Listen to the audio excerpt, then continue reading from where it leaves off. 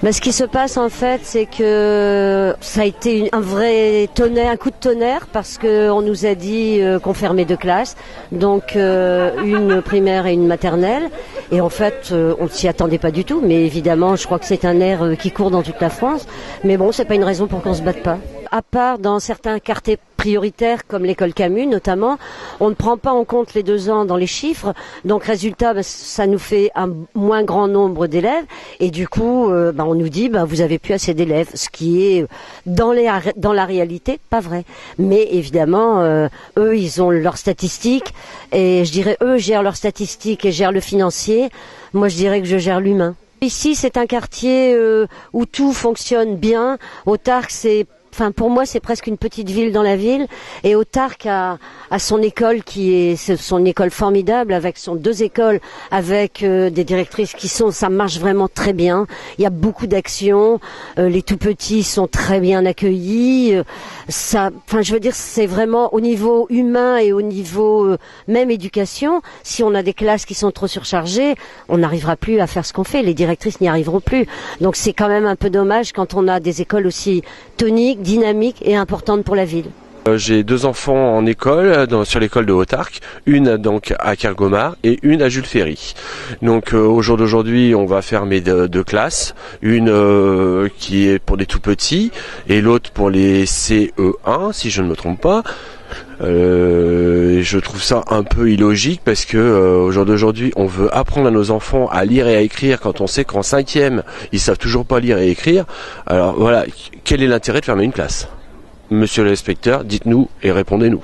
Je suis parent d'élève d'une enfant qui est ici à l'école Jules Ferry en CP et je suis maman aussi d'une 2e petite fille qui va arriver normalement à Kergomar cette année.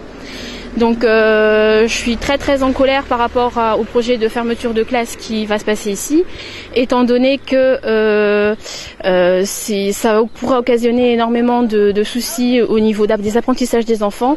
Moi, ma petite en CP, ils sont déjà 25 par classe. S'ils arrivent à 30, ça va être insupportable. Au niveau des tout petits, je pense que ça va être aussi limite un peu ingérable, étant donné que on peut pas s'occuper de 20 gosses comme on s'occupe de 30. Donc voilà, je voudrais quand même soutenir les écoles et essayer de faire en sorte de faire changer cette décision qui me semble un petit peu aberrante. Donc on s'est réunis à plusieurs parents hier soir, on était une quinzaine, on a eu beaucoup d'idées pour mener une action. Notre but c'était de rencontrer l'inspecteur parce qu'on comprenait pas pourquoi il y avait ces fermetures de classe. Donc on s'est dit comme l'argument qui est présenté c'est le sous-effectif, on s'est dit on va bloquer les 2 classes qui sont prévues d'être fermées. Et comme ça les élèves seront répartis dans les autres classes et on verra ce que ça donnera à la rentrée avec un sureffectif. Donc c'est ce qu'on a fait. L'inspecteur a eu vent de cette occupation de classe, c'est l'obligation des directeurs de le prévenir. Donc il nous a appelés, donc nous demandant de libérer les classes en échange d'une rencontre avec lui. Donc c'est ce qu'on va faire. Là on lève le camp et on envoie une délégation à l'inspecteur en espérant avoir suffisamment d'arguments à lui présenter. Ça, les arguments on les a, mais bon, il faut qu'ils soient entendus et là ça va être le plus dur.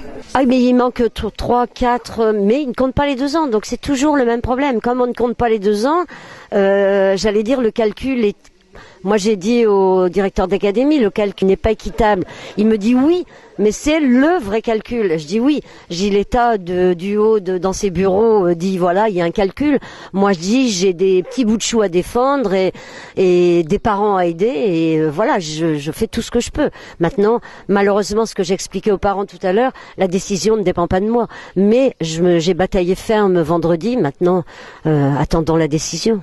Le sort des 2 classes du groupe scolaire de Autarque a été confirmé ce soir. À la rentrée, 2 classes seront bel et bien supprimées.